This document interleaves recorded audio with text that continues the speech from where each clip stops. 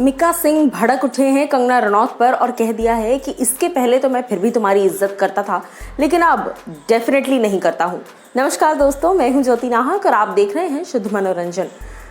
मिका सिंह ने हाल ही में कंगना को लेकर बहुत सारी बातें लिखी हैं। अब मैं आपको बताती हूँ कि क्या कुछ उन्होंने ट्वीट किया है। कंगना का ये जो मुद्दा चल रहा है, जो उन्होंने दादी जी को लेकर किया था, और इस मुद्दे के बाद से बहुत रेयर लोग ऐसे होंगे जिन्होंने कंगना को सपोर्ट किया होगा, क्योंकि कहीं ना कहीं कंगना ने गलत बोला है। अगर वो एक्सेप्ट कर लेती हैं तो अच्छी बात है, लेकिन अपनी गलती एक्सेप्ट करने के बजाय वो लगातार बैकफायर कर रही हैं। मिका सिंह जी ने यहाँ पर ट्वीट किया है, I used to have immense respect for Kangana Ranaut. I even tweeted in support when her office was demolished.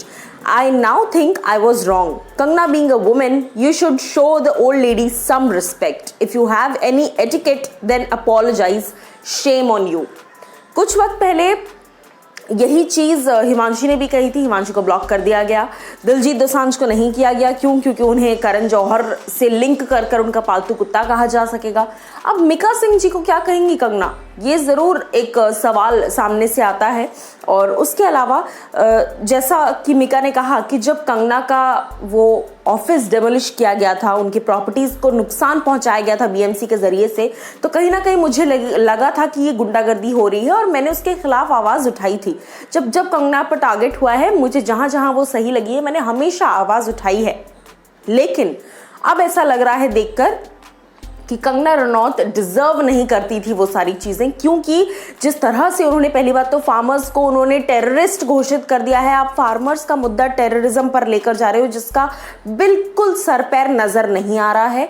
दूसरी बात कि कहाँ चुप रहना है, ये कंगना इस चीज़ को समझना शायद उन्होंने बंद कर दिया है। और तीसरी बात कि जैसे उन्होंने वो ट्वीट किया, ट्वीट करने के बाद उन्होंने खुद ही माना और डिलीट कर दिया, तो फिर अब लड़ना किस बात का? सामने से आकर सॉरी कहिए, सामने से आकर अपनी गलती को एक्सेप्ट कर लीजिए। यही चीज़ मिका सिंह ने कही और उसके साथ साथ वो कहते हैं शेम ऑन यू कंगना। अब कंगना इस पर या उनकी टीम इस पर क्या रिस्पॉन्ड करती है, ये देखने वाली बात होगी। लेकिन जो लोग नहीं जानते, मैं बता दूं कि कंगना रनौत ने एक ट्वीट किया था, फार्मर्स की जो प्रोटेस्ट चल रहे हैं, जहां पर देश के किसान सरकार से लड़ रहे हैं। मैं फिर कहूंगी, ये हिंदू मुस्लिम या फिर ये सिख और हिंदू की लड़ाई नहीं है, ये लड़ाई है फार्मर्स वर्सेस गवर्नमेंट की, सरकार और किसानों के बीच की लड़ाई है। तो इसमें धर्म को या जात को, पात को, ये सारी चीज़ें मत लाइए, वो ही ज़्यादा बेहतर है। और ये चीज़ कंगना रनौत शायद नहीं समझ पा रही थी, और मैं न्यूट्रल होकर ही बात कर रही हूँ, मैं बता रही हूँ। कंगना ने जो ट्वीट किया वो लिखती हैं कि ये जो दादी हैं जिनका वीडियो वायरल हो रहा है, ये मनिंदर कौर जी कौन है, मैं तो इनको जानती तक नहीं हूँ। मैं तो उस दादी की बात कर रही थी जो शाहीन बाग में 100 रुपये दिहाड़ी पे जाके वहाँ पे लड़ने लग गई और धावा बोल दिया और ये सारी चीज़ें।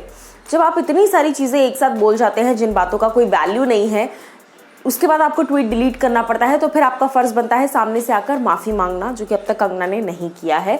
उसके बदले वो दिलजीत को ट्रोल करने में लग गई हैं, करण जौहर का एंगल निकाल कर। तो ये आपकी नज़र में कितना सही है, ये आप लोग बताइए कमेंट सेक्शन में।